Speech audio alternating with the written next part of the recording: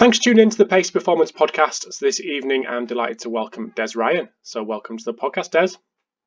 Thanks for having me. Delighted to be here. Looking forward to it. Thank you very much. Likewise, got plenty to chat about. Very diverse discussion points, which is great. Really looking forward to it. But if anyone doesn't know who you are, do you just want to give us a bit of an intro on yourself, what you're doing now, what you've done previously, education-wise, all that good stuff. Sure. I won't take too much time. So yes, Des Ryan is my name. Head of Sports Medicine and Athletic Development in Arsenal Academy. My journey, I suppose, in strength and conditioning sports science started at around 97. I was lucky enough to come straight out of uni, and I worked in Connacht Rugby Academy. And then far too early, I wasn't ready for it at all. I got a job with the adult professional team. And I was rubbish back then, but I had a good mentor in Liam Hennessy that accelerated my learning pretty quickly. Yeah. And settled into that job. Did that job till 2007, and was lucky enough to work with Ireland A team and help out the national team. So lots of good experience and at a good high level. But it didn't float my boat as much as it did in the early stages of my career. And with many chats with Liam Hennessy, thankfully he was developing a role with the Irish Rugby, where I would be focusing on the academies. So I had to relearn a lot of stuff, and I had to learn a lot of new stuff. And I would be managing people in that position. And so they were the conditioners in the academies and the provinces, and the national team conditioners. And a big part of the role was education and running courses and educating coaches. So I really enjoyed that role. Very fulfilling. That's what I really love. Academy, developing players over a long time. And then in 2012, I was lucky enough to be approached by Arsenal, and I interviewed, and I was lucky enough to get a job there, the one I'm in at the moment. So I've been there 7 years now, over 7 years, really enjoying that too. And I guess Liam Hennessy built science and medicine in Irish rugby along with other people from scratch. And Arsenal wanted to really build their science and medicine department in the academy. So I look forward to that, and I'm still there, still enjoying it. And yeah, as well as that, I'm a director in Setanta College with Liam Hennessy, and I do just started just before lockdown. I was over in India doing a bit of consultancy with India cricket. So I know nothing about cricket. I had to learn a lot before I went, but similar principles through many sports, and I enjoyed that challenge. So was that through Setanta as well? It wasn't. I was introduced to Rahul Dravid, an Indian cricket legend. Yes. I learned. Yeah. And when I met him over there was lots of people taking photos with him, etc. He's like the David Beckham, I suppose. And he was in England in the World Cup, and the GPS company, Alan Clark, Statsport, he put linked us in. I had a chat with him, did a tour around the training ground, spoke about all things youth development. We clicked. I was very impressed with him. He's some leader. And yeah, we worked on a project where we interviewed S&C coaches all through the regions in India. We did workshops, education with them, and they wanted to figure out who would be best placed to work with their national squads. So that was fun. And Shane Murphy, who used to work in Man City, he came over with me, and Anton Mubon, who works in NUIG Galway and used to work in Connacht Rugby, he came over with me. So yeah, we had fun there, and yeah, nice. That was one thing that's been on my mind, and then transferred onto Twitter is mentorship, and you mentioned it just then. Was the mentorship that you called it a mentorship with Liam? Was it officially a mentorship? Obviously, I was just like a colleague, more experienced colleague helping you out, or what did that look like? He's a great friend now and still a mentor. And I have two other mentors, Stephen Aboud. He's technical director in Italy Rugby. He was with Irish Rugby. And John Tobin, another coach, GA coach.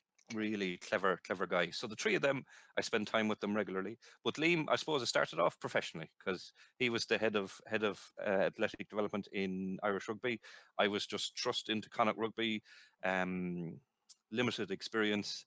making lots of mistakes. But he's the type of guy that pushes you in the pool and helps you to swim if you need it. And he saw that I was struggling, and there was regular chats every week. So it was professionally, but we've grown into great friends, and I really gain from every conversation with him. I make sure I get to spend time with him. I make sure I don't take liberties. And yeah, so he's a great sounding board. And like every good mentor, he doesn't tell me the answers. He talks it through with me. He points towards option A, option B, pros and cons, and lets me go away and think about it. And I like him to. He visits me when he can, and I like him to observe everything and give me good, solid feedback in the way a mentor should. And that's where I learnt most of him in terms of a manager, in terms of giving PDRs, appraisals, in terms of chairing a meeting, everything to do with management. Basically, I've really learnt off him. And we'll come on to that a little bit later on. With the other two guys, do you, if you don't mind me asking, are they? Is that a free? Like you tap into them when needed, or do you pay these guys for their advice from time to time? How's it structured? It's So, say no. Say I'm not answering that, Rob. If it's you don't want to. no. It's I know when I could be taking liberties. Yep. Okay. And when I'm taking liberties and looking for a bit too much, then yes, it can become Yep. Appropriately reimbursed. Yes. If I'm looking for a lot of time, or I want a project, or I want some detailed help, or I'm asking for something physically. Yes. But all those three people, I'm really friendly with, and we chat anyway. But I need to be respectful if I am overstepping the mark. So yeah, it's a bit of both. Yeah. But yeah, for a real true mentorship, you do need to have that friendship. Yeah. Enjoy spending time with each other, mutual respect. So that's a real true mentorship. But I think what came into my thoughts when I was reading your comments is we should always reward them, those people. And it should be bringing them to a match. It should be a holiday away, a good Christmas present. It's sometimes people forget to do that. Sometimes people don't do that. And if you're the mentor, sometimes you go, "Ooh, okay, fair enough." But when people do give you a present or something, it's nice. It's a nice thing to do. I think it's the right thing to do. Yeah. Like I was helping one coach, and I was happy to help him. And he was in a spot of bother. He was needing some advice, and at Christmas I got this big hamper, and I was so grateful. So I think it's the right thing to do, and it's what I do as well to people that are mentoring me. Mm-hmm. Nice. So we'll get onto all that stuff in a little while, but just to touch on the academy and your role there, maybe good to start off with your philosophy and potentially how that's changed coming from pre-2012 to post-2012 into the role you're currently in, and how you kind of communicate that philosophy with members of staff, and how that's in the blood of the academy at Arsenal. Yes, good question. And I'm going to share a secret here. Don't tell anyone, but that's a question we use in our interview. Okay.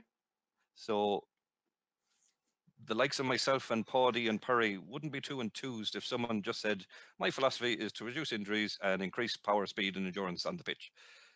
Now, there's not much of me if I said that. There's not much of my history if I said something as simple as that. I like to know more detail.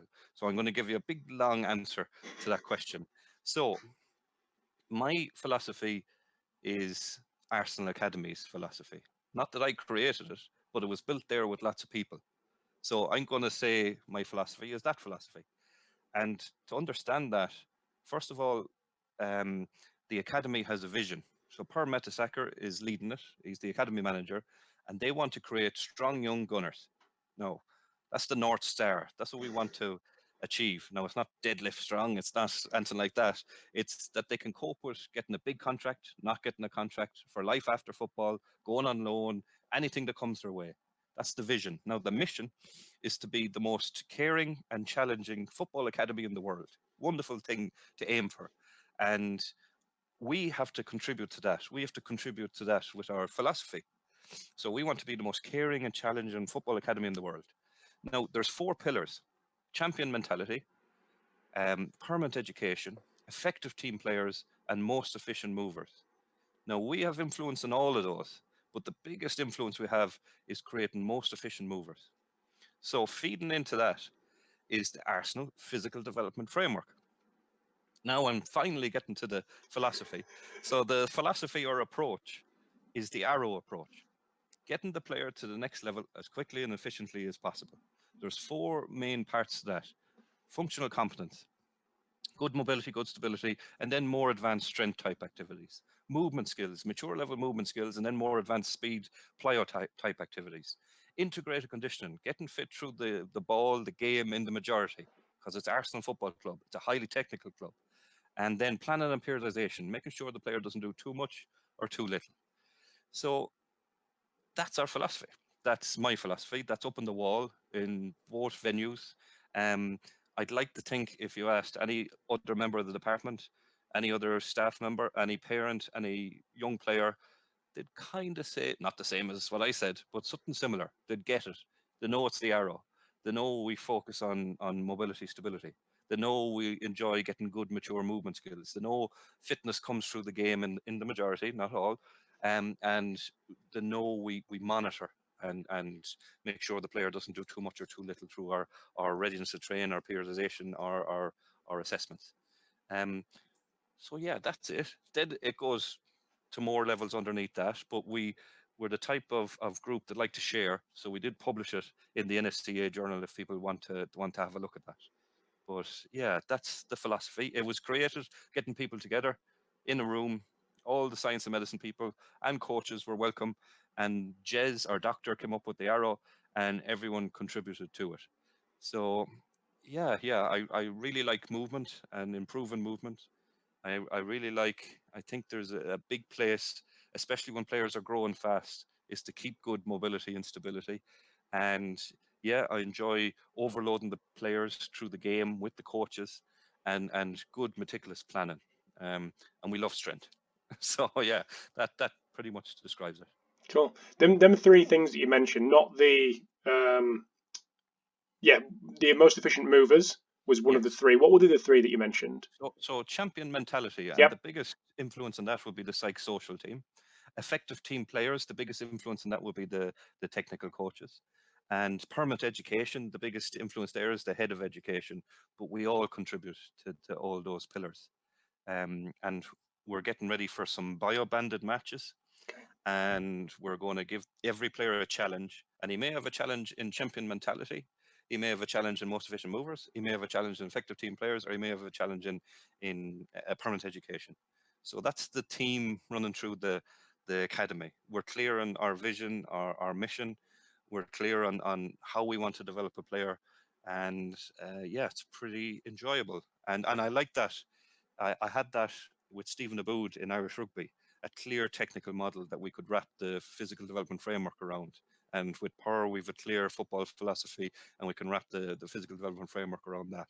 And that's where I see it working really well. But if there isn't a clear technical model, or there isn't a clear physical development framework model, it's impossible for that to happen. So you need both. You mentioned about interviews, about that being an interview question. What are the common responses when you get what are the common responses you get from that question of what is your philosophy? Yeah, the common answers are, oh, I want to reduce injury rates and I want to improve the player's physical capabilities. That doesn't tell me anything about the conditioner or the sports scientist. That doesn't tell me their special twist. That doesn't tell me their history. That doesn't tell me the areas they really love. And I like when a conditioner talks a story about his philosophy, and there's some depth to it, and there's some personality to it. So yeah, I've shared that question with everyone now, but that's fine. I'm interested to see what people will say in it. How did you develop your personal philosophy before you came to Arsenal? If someone had asked you that question, would you have had something very, very clear, concise that you would have been able to communicate? And if so, how did you come up with that? How did you develop that?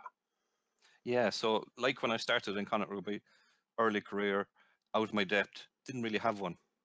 Liam was a great educator in terms of functional competence, and I really enjoyed that, and I really saw the benefits from that when you did improve the players, when you did assess the players, and they were able to do more advanced exercises.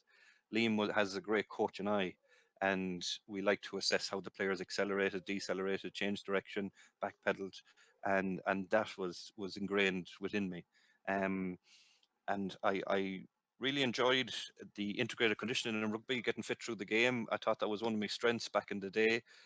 So these things, and I'm a bit of a numbers guy at times, and so hence planning periodization. So that would have developed in my early days in Connacht and has stuck with me and has carried through pretty much. But it came from education from Liam.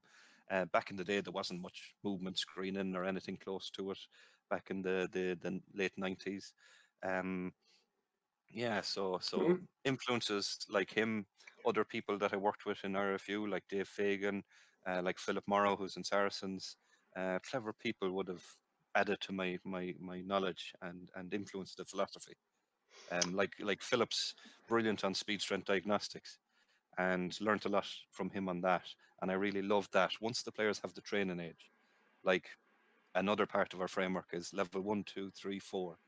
Level 1, how well, not how much, learn the movements and the exercises. Level 2, how well and how much, now get them strong. Level 3, how well, how much and how fast. And that's where we can do the speed strength diagnostics. And through learning off Philip, learning off Liam sharing stories of Carmelo Bosco, etc. Yeah, that really influenced my own philosophy back in the day, and that would be still with me.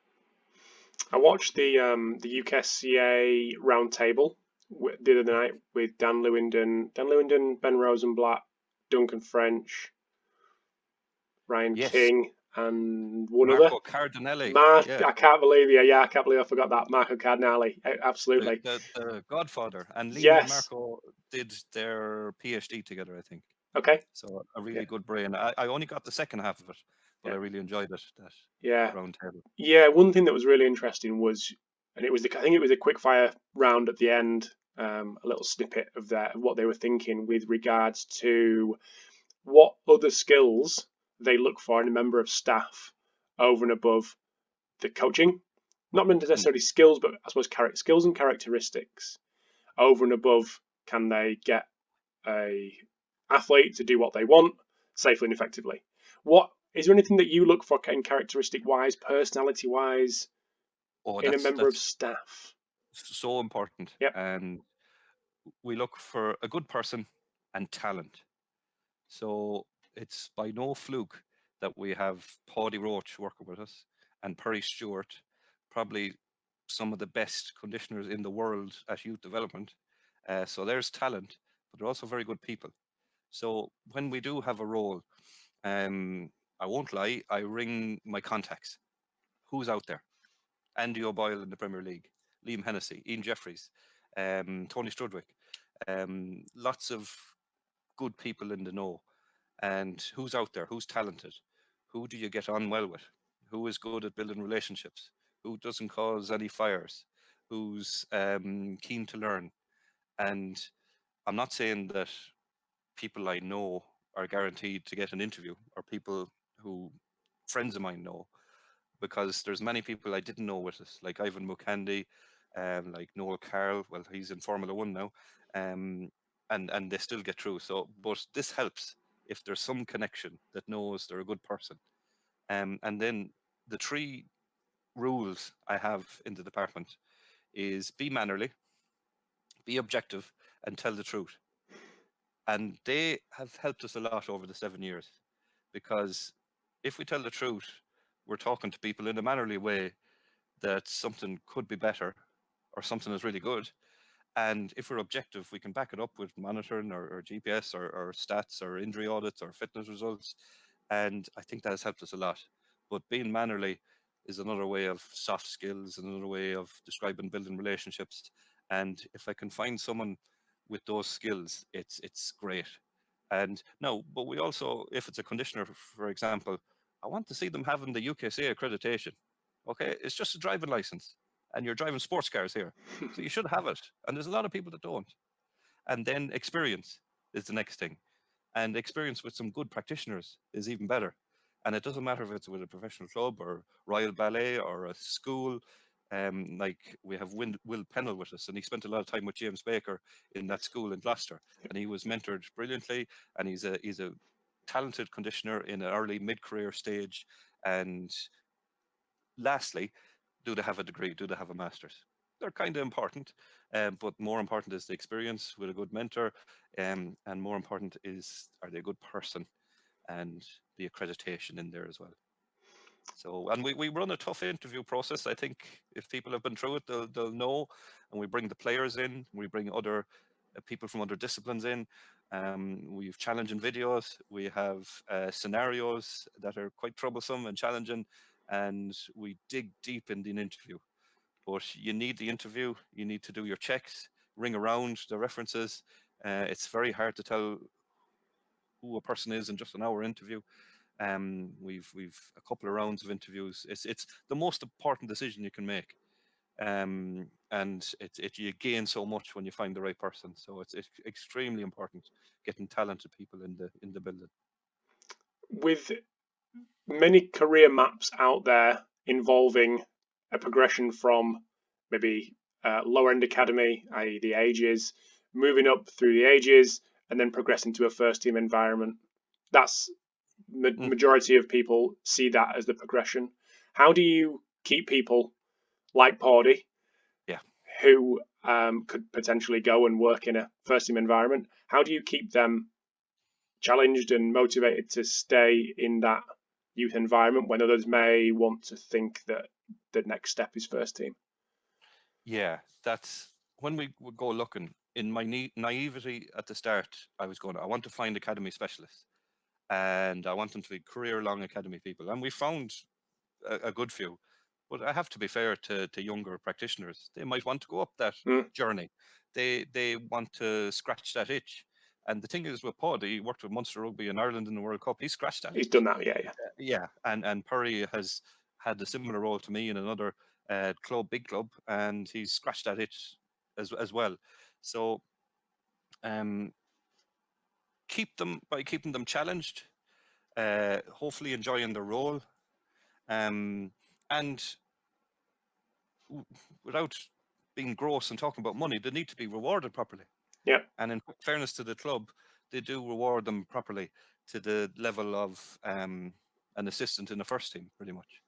And that's what they should get. They're experts, they're world leaders. And that's how we can hold on to them. And we're very lucky to have them. So, yeah. But there's other people with other journeys, like Sam Wilson is with the first team now. And he came to us as an intern, had a consultant contract, got a permanent contract, and then is with the first team now. So delighted for him. And there's other people on other journeys, but if we can keep a fair amount of people who want to be career academy coaches, that's very helpful for us. And what I said there, we offer perma contracts, which is a rare thing in professional sport. But it's something Liam had in Irish rugby, and it's something working with the club that we wanted that would have a career for people with us when they get the permanent contract, and they don't have to worry about it's a 2-year contract or whatever. And that's some of the things you can do in academy and can help with longevity of keeping people. Just out of interest, when you put an advert out for a strength and conditioning coach in the academy, what's your rough numbers that you're expecting to get in? Oh yeah, it'll be anywhere between 150 and 300. Okay. And I read every CV. And the most enjoyable CV I saw once was, it's popular now to put your pictures on it. Yep. And there was a young man, I can't even remember his name, but he had a picture of him at a social event with a bottle of Heineken on the front of his CV. Did he get the job? No. So it's that's only a little joke. Yeah. But we do read every CV. And it's tough out there with so many people applying. So yeah, um, it's tough. But I keep saying to conditioners and sports scientists, there's a job in every, as I call them, parish. So even my parish, it's only got, I don't know, 15 houses, two pubs, church, two churches. Uh, there's a job there for a strength conditioner. There's the school, there's the weekend warrior, there's the local GA teams, there's the local Gaelic teams, hurling teams. There's people that just need to get fit. There's the kiddies in the primary school. There's the elderly people. There's the people in the old folks' home. They all need athletic development. They all need conditioning of some sorts, and you will create a full-time job. All you need is the village hall and the local pitch, and you can be a full-time conditioner. So there's a job for everyone in every parish. Um, it's not as bad as people think. There's jobs out there. Why is that such a struggle? I'm generalizing here, but why do people struggle with that concept? Because I'm in complete agreement. Absolutely. Mm. Why do people struggle with that? I don't know. I've friends that have done it and are successful and fulfilled and enjoying. And they get a little smidgen of elite sport when they're developing the local talented under 18, and they get a good buzz from the class with the normal Joe Soaps. Why do they struggle? Yes, there's a draw to be with a professional team. It's cool. It's the sexy thing. Do they have the skills to do what I suggested? I'm not sure they do. Um, so yeah, a bit of lack of knowledge, a bit of looking where the grass is greener Yeah, in the professional sports world.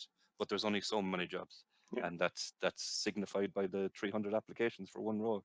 absolutely. One thing we spoke about beforehand, before we hit record, was the strength and conditioning union, the need for a union. Why is this something that you're interested in chatting about? Why is it a bit of a passion? Why do you see the need for a union? I'm sure it's been spoke about Hmm. before, but why now? Yeah, it's not just me. I think experienced people are seeing that the need is there, especially different compared to 10 years ago. I think it's needed because we sort of need the support. We need the protection. And what has increased in the professional world, professional sports world, is disciplinaries. And if people make mistakes, in the old days, it used to be a little talking to with your line manager and an apology and a little repercussion. Now the world has changed. There's been scandals. Um, Professional teams want to do things properly, so usually they go straight to disciplinary. Now, when you're in the disciplinary, you can bring someone from your union to help you, and that's a very stressful time for a young physio or a conditioner or strength conditioner. Um, but we don't have a union, so we haven't someone to bring. So all we can bring is like a colleague or someone who's a family friend who knows about that employment laws, etc., to support us. So I think we should have it. It's happening a lot around the community from talking to friends in UK and Ireland, and it's a stressful time for the people. And people make mistakes. They can do something wrong, but they need that expertise with them on employment law, on a union representative, and um, yeah, I hope it can happen. There's a good few people talking about it. I've chatted to people in the UKCA, and that isn't the role of the UKCA, but they could help facilitate it, and they've some ideas. And I think if we find a big union and align with that, then they could train up people like myself and yourself and others to be union representatives, and that would be good for our CPD and our Mm, knowledge in the workplace. And then we could support these people who get into a spot of bother.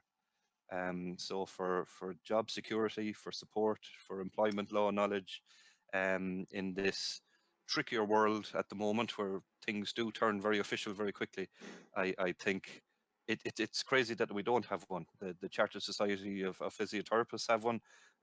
We are, I suppose, a relatively new profession, and we should get on board with that. And who knows what that can help us with in terms of salaries and governance of that, and getting to a stage where it's like the Australia Strength and Conditioning Association, that it's regulated salaries driven by the government for sports that are funded by the government. Um, that could help us, a union. So, what would the next step to get something moving, in your opinion? Well, I guess people need to get together. Paudie Roche is going for a director position. He's very passionate about that, as well as At myself. the UKSCA. Of the Yeah. UKCA. So vote Coach Roche, and that will help. Yeah. I should joke. He's a brilliant professional. Yeah. He's super experienced. He's super passionate.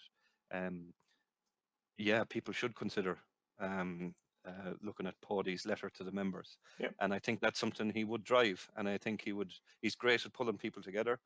I think if the right people got into a room, we tendered for a union. We met a few unions. We got it aligned. People may have to contribute to become a member of a union. We'd have to explain to people it's worthwhile doing it. People may not understand the importance of it. And then, it could get started. So I'm happy to put my shoulders to the wheel in some capacity. And yeah, it could be relatively easy. So the disciplinary side of things and the how things get official very, very quickly is the biggest driver. But you mentioned potential for salaries, and that'll perk people's ears up straight away. How would Yes. What would the link be? How would that help? How would establishing a union or linking to a union help with salaries potentially? I'm getting outside of my comfort zone. Okay. That's not a Yeah. bad place to That's be. all right. I think they could lobby the government. I think in terms of the national minimum wage, I think they could, and that would be the starting salary. Like Australia has a very good national minimum wage, and that's where the entry point are for early career people. And I think that's 30k. So wouldn't it be wonderful if an entry position in the UK was 30k sterling? I think it's 60 Aussie dollars, but if you do the conversion, it's equal to 30k. I think they could sit down with major sporting governing bodies and advise first, suggest first, and who knows where it could grow. It become come in rules, and it could be just minimums, and then clubs could go beyond that. And if the minimums were an appropriate and a healthy amount, that would be good. And experienced people in the sports science and strength and conditioning world could sit with the experts in the union who understand employment law and things like that, could hopefully get together and gradually improve that. Interesting. I think it's a super interesting area, and I know it pops up every now and again. But I think at the moment there seems to be a consistent murmuring that this is needed, and it seems that it's getting a lot of attention and a lot of people getting passionate about it. So hopefully, that passion could drive something to happen. Yeah, I think with government organisations like the EIS, with UK Sport, with UKCA linking in with SIMSPA now, a government association, and there's good people like Andy O'Boyle in the Premier League, and there's other people in other rugby leagues that are smart, that are easy to chat to. I'm sure it can improve in the future and get to a place that's appropriate. Yes, I get it. The Premier League can't tell Burnley or Arsenal what they should pay, but maybe the clubs could sign up to an agreement on the minimums, so people can enter at the very least on a good salary. Just moving on again, and to link this back to your transition from coach to more management. How was that transition for you? And do you think that was, at the time, do you think that was a successful transition, or would you have done certain things differently? And then we'll have a little dive into the intricacies of what that may look like on a day-to-day basis for you, what you've learned. Yeah, sure. It wasn't. Every year I've tried to improve. I made mistakes. I think I learned I had to be very political from day one. I think I made a mistake in Leinster Rugby and invited them to too much CPD and asked them to come to IRFU events, and probably a little bit too much, and maybe not in the best way. And a good friend of mine, Dave Fagan, I suddenly turned up to Leinster and there was the CEO and there was all these important people, and Des got a bit of a talking to on balance. So I learned there straight away I gotta communicate with everybody. I've got to be political. I've got to create things with people.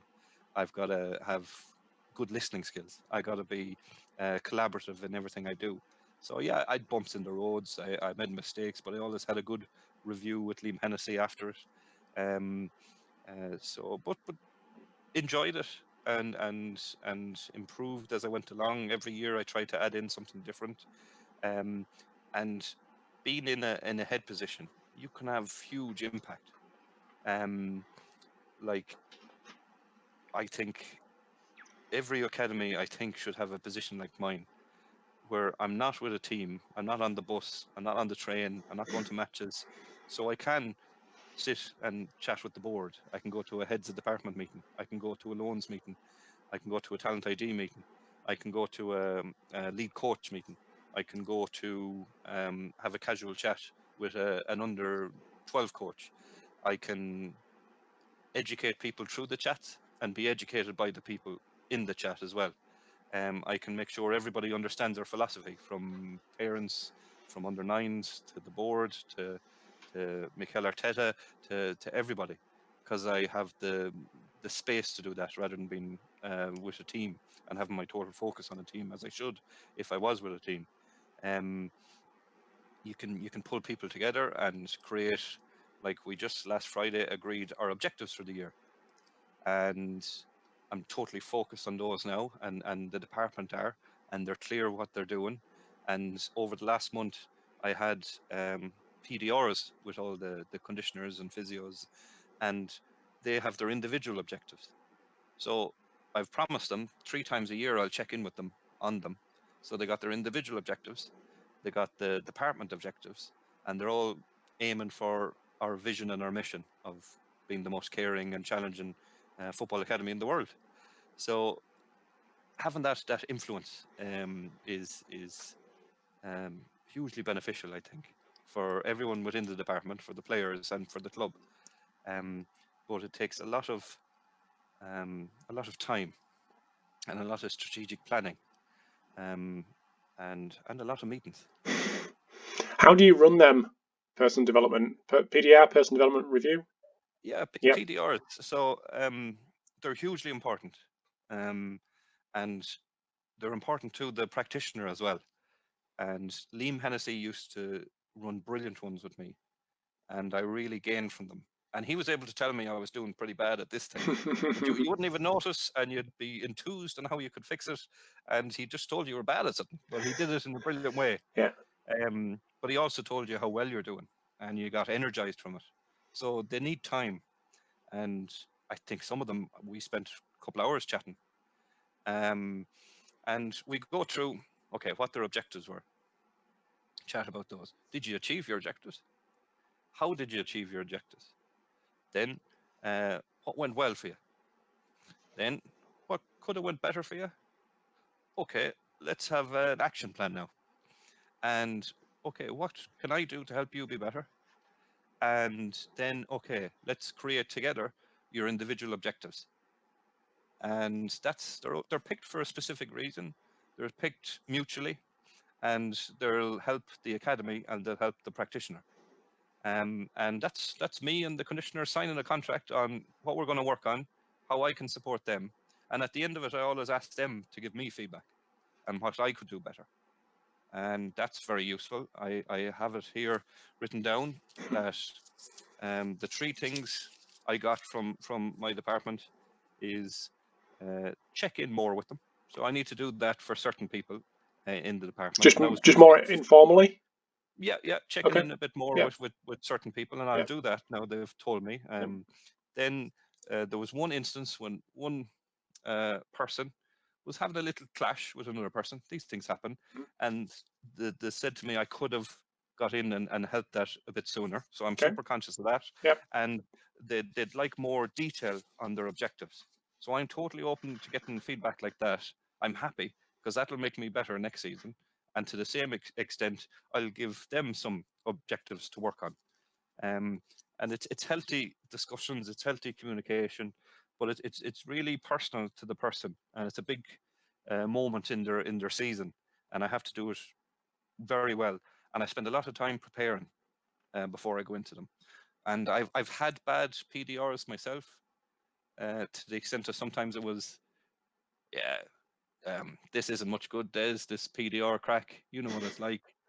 20-minute chat. Tick a box. Everything's great, Des. Yeah. Out the door. That's not how to do it. Yeah. And I'd never do it like that. And so they can be done really badly, but they can be done really, really well. And they can energize the person. And that's you can have a proper one-to-one chat. But sadly, I don't think that happens a lot in our industry, those sorts of things. But they should happen. Is this the time where salaries get reviewed, or is there something else? Not supposed to discuss salaries at that point, but there is other points where they can be discussed. Yeah. It's probably not the best time to do it. It's about how I can be better. It's about how they can be better, and a separate meeting for that discussion. All right. Yeah. One of the points that we had written down, which was important for your transition from a coach to a manager, was injury audits, running injury audits for the department. How was that something that how did you learn how to do that? Any mistakes? Any advice for people who may want to go through that process, especially clubs that maybe don't have a Des Ryan to help them, that maybe lone soldier or one of two in an academy. Any advice for these guys?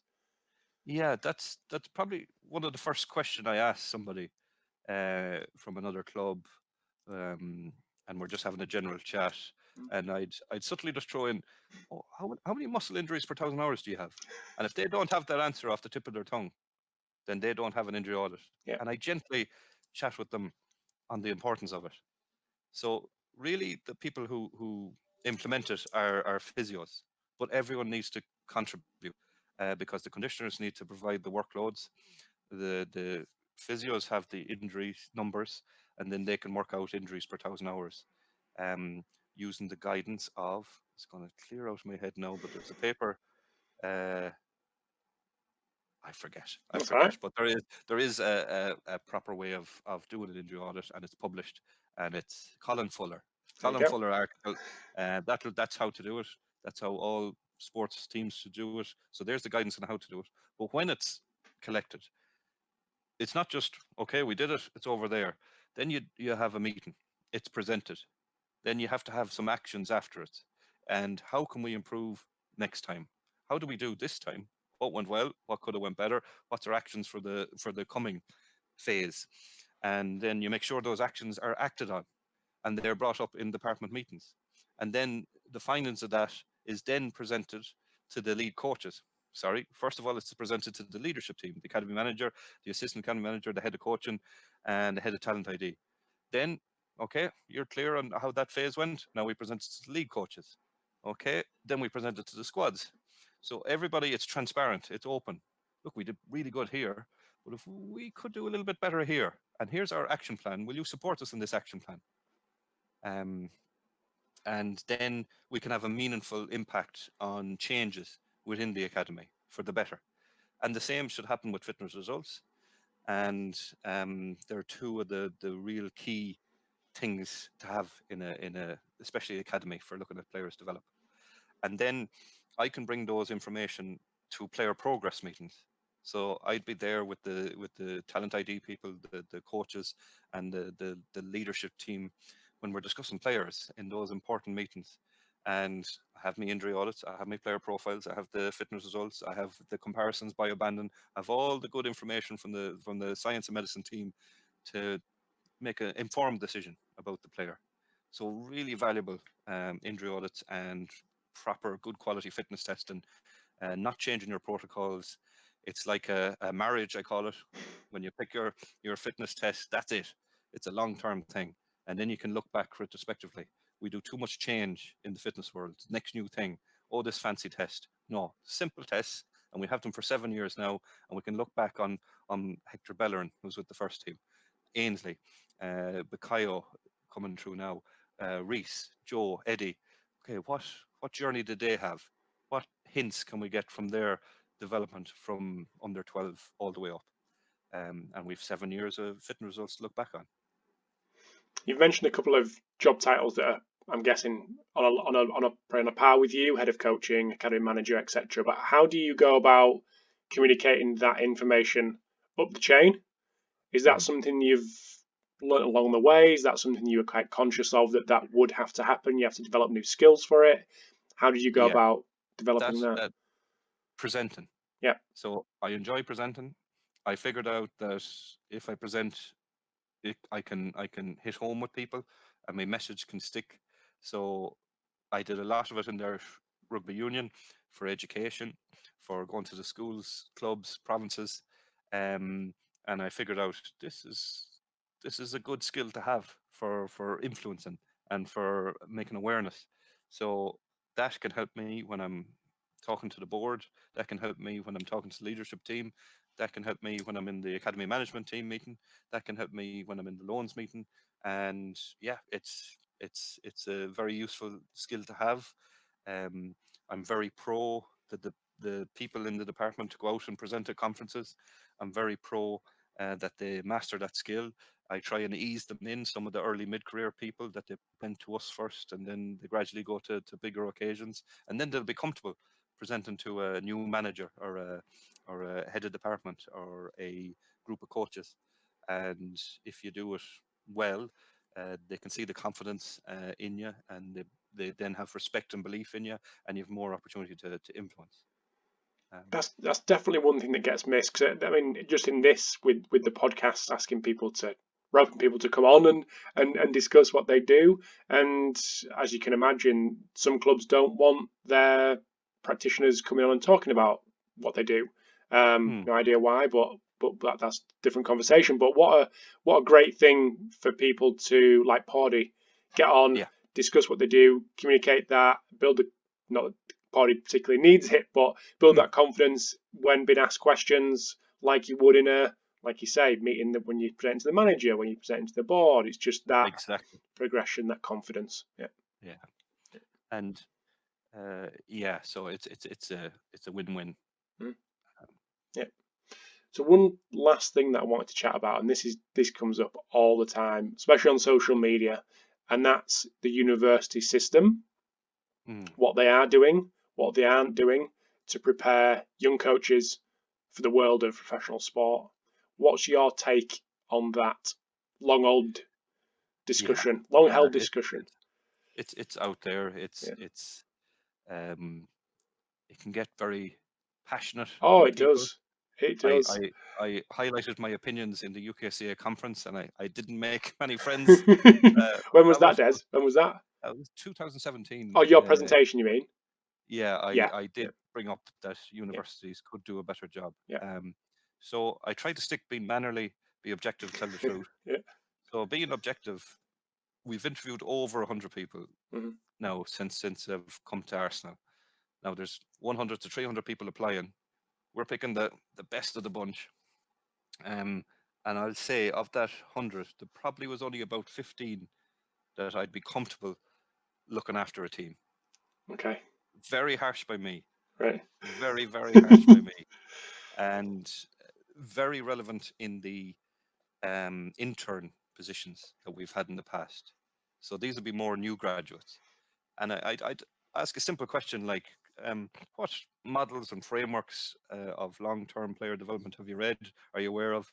And I get nothing back. Right.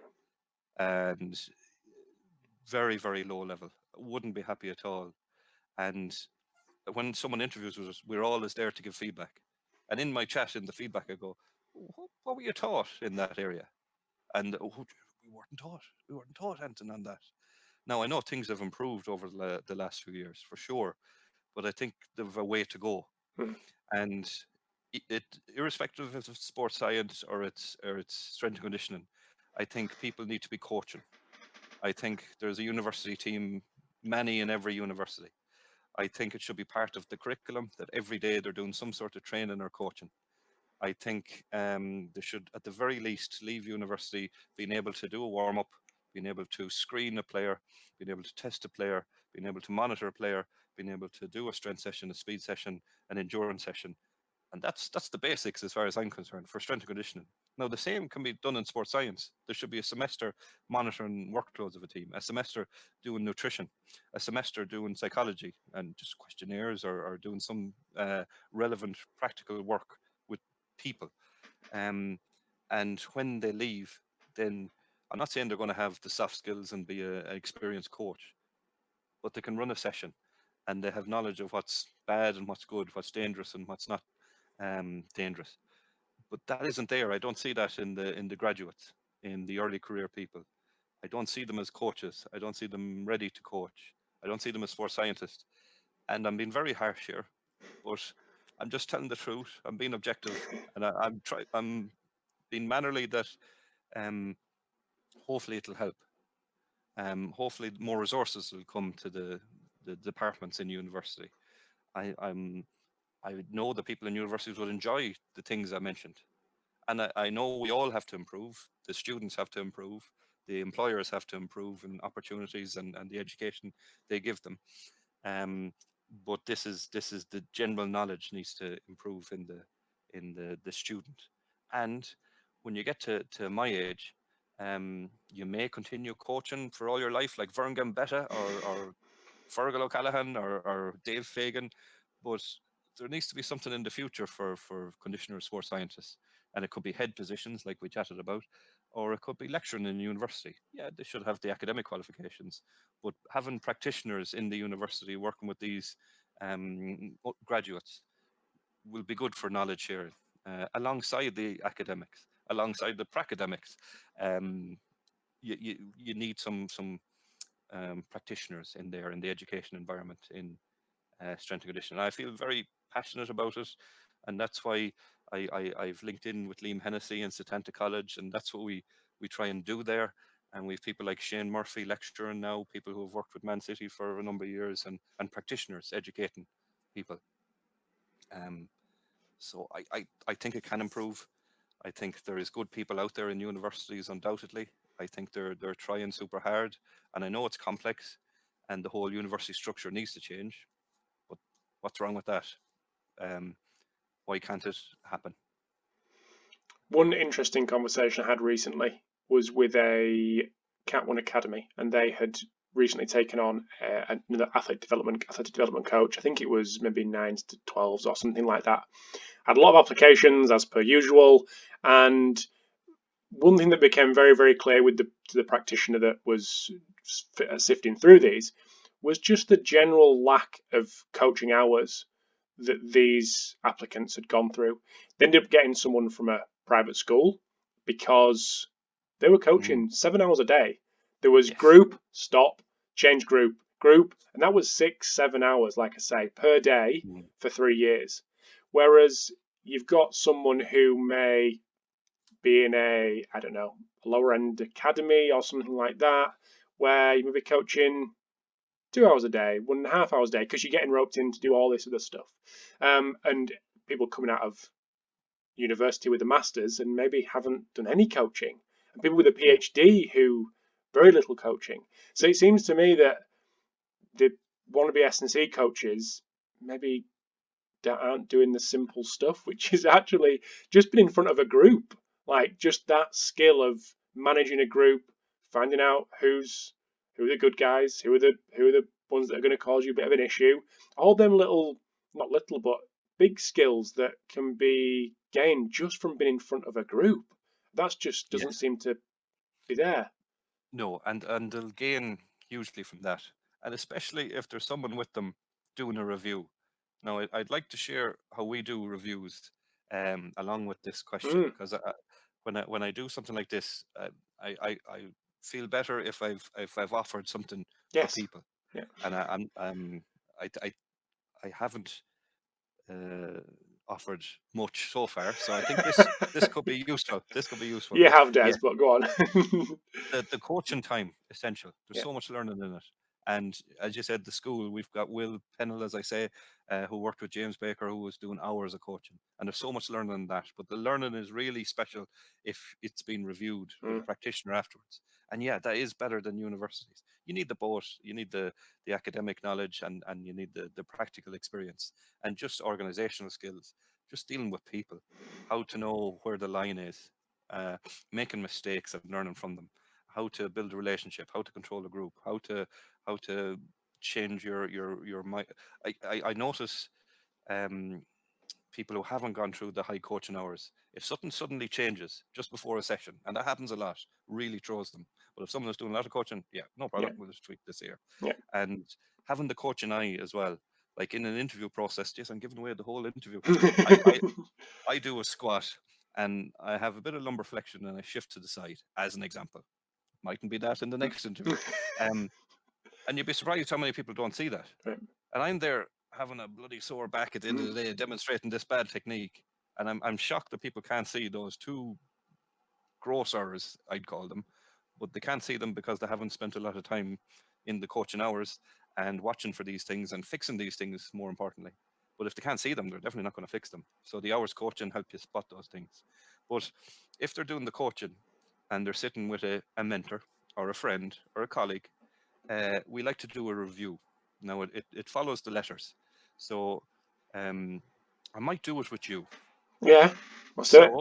Think of a bad podcast you did. Not this one, but one in the past. Got one in mind. Got one in mind. Okay.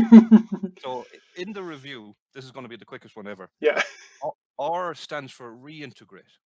So we get away from the session. We're getting away from the podcast. We're sitting down and we're having that safe space where we can look back on that podcast. It didn't go as well as it could have. Now, there could be the person who was in the podcast there. So it could be me and a few coaches. So we've reintegrated into the group. Next one is establish a goal. Okay, what were you aiming for in that podcast? Would be the question to you. Yes. What was I aiming Without giving away who it was. So. No. Well, that'd be slightly unfair. And I have reflected on this and gone through. Hopefully, gone through this scenario. What was I wanting to get? I was wanting to get I was wanting to pick his brain on the conditioning side of things. So how he conditioned his athletes. That's as much as I can say without giving it away. So that's the goal. Yeah. We're in a group. We're in a safe environment. That was the goal of it. Then you visit through questions. So the V or EV. And what went well in the podcast? What went well? The rapport was quite good with the person who was on the other end. That's I'll probably leave it there. That was actually it. Yeah. And then what could have went better? My research building up to the episode should have been. I thought it was okay, but afterwards realised it wasn't. Cool. And then in the review, this is where we invite the group if there was other people with us. And sometimes people aren't as quick as yourself with the reflection and what could have went better. So you might have to draw it out to other people in the discussion in that safe environment. So R, E, V, I, and then the next letter is E. Okay, establish some actions. So the next time you're going to do a podcast, what's the change you're going to make? What's the addition you're going to make?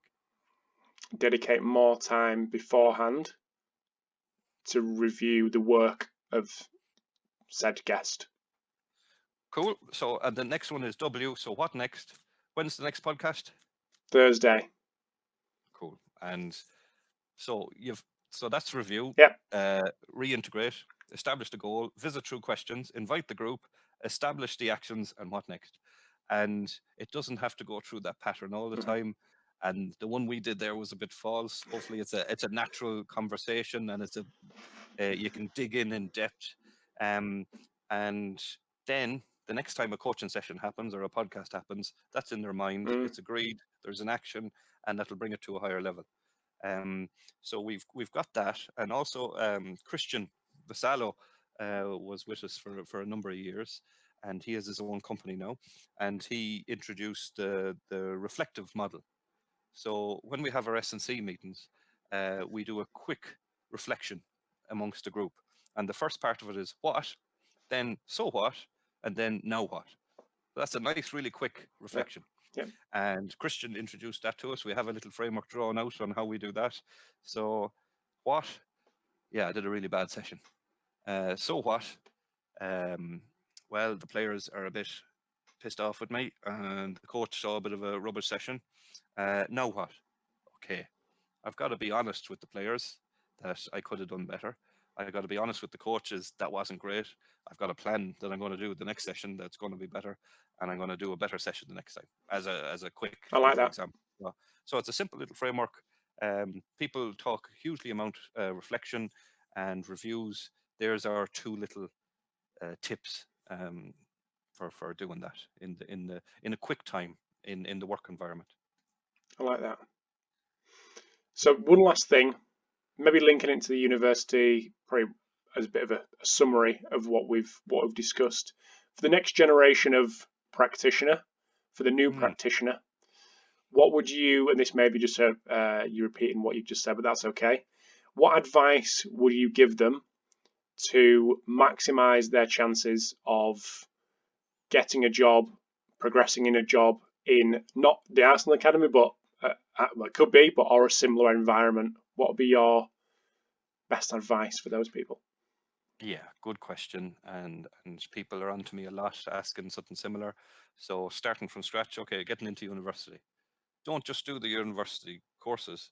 There's a lot of other courses that are there that are free, like World Rugby, Strength and Conditioning, Level 1, Level 2. Online, it's there for all the unions in the world. You can do that over a short period of time, and you even get a little pre-course cert. So you can add that onto your CV. Then you can do, if you can afford it, the UKCA workshops, and you can be getting ready for that accreditation at an appropriate time. Then you can be finding a good coach and having chats with him or her and observing him or her. Then getting a team or a player or a group or a school to coach or coach with somebody and learn from them. And that can be done in the evenings, that can be done in the weekends. You're studying, you're getting extra qualifications, you're hanging around good people, you're making connections, and you've got your degree. And you could end up leaving university with your UKCA accreditation, coaching experience, connections, and your degree as well. And having the chats and looking back on your session and how you can improve. Always looking to improve. And resources like this, I will say it's fantastic what you do. Thank you. I've listened to it when I do my slow jog and my treadmill in the mornings, and it helps me keep going. And so many people in the department listen to your podcasts, and you help the community hugely. It's a Thank you. great resource. So listening to these types of resources, which again are free, and observing people and doing. For sure, and chatting to people about their philosophies, and chatting to coaches. So Technical coaches. People aren't successful in the professional sports environment if they aren't able to build a relationship with a coach. So you've got to get used to asking a coach about his or her philosophy, asking a coach about his or her methodology, asking a coach about his or her curriculum. And you're going to be doing that all your career. And you're going to have to do that to overlap the physical development framework onto the technical model. And if you don't do that, you won't be a success. So getting in and getting known technical coaches and what makes them tick. And they're all very different. So you've got to get used to chatting to them and getting knowledge from them and learning how to educate them in your conversation as well as being educated by them. One thing that stuck out in an episode that I did a few weeks ago, and this won't please you as an Irishman and a rugby fan, with Eddie Jones, was there's a lot of coaches out there who are learning, but it's learning and doing is the key bit. There's a lot of people learning, but not as many who actually convert that knowledge into practice. So then that's definitely emphasised that for what you said. So begrudgingly, I'll say he's He kept a visit to the club, all right. He was. Oh, did he? Okay. Fascinating to chat to. Yeah, no, very, he is. Very direct. I kind of liked it, and very knowledgeable for sure. Yeah. So I would encourage anyone to listen to your 2017 UKSA presentation, which is on their website. But anyone that wants to ask you questions, I'm guessing you get quite a few emails through asking you questions from prospective coaches, wannabe coaches. But where can people find you? Maybe on a more public forum to ask you questions about this or anything else? Yeah, I try to hide on social media. I used to do it, and it's only small. I had 5,000 people on Twitter, Yeah. and I kind of got fed up with it. Okay. There was, as we say in Galway, there was a lot of potholes, Yeah. picking holes in me. So I sort of got rid of that. Literally got rid of it. Then I come back with my Irish name. I'm not trying to hide, but it's Jazu Noreen. That's me in Irish. But I'm not always on Twitter. But LinkedIn, no problem. You can get me there. And I'm slow at getting back to people. Hand up. Sorry. Busy. But I will get back to them eventually.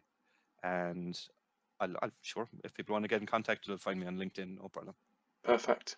Well, thank you very much, Des. It's been a pleasure to speak to you for the last nearly hour and a half, probably before we hit record. But yeah, really appreciate it. Thank you very much. Thanks for having me.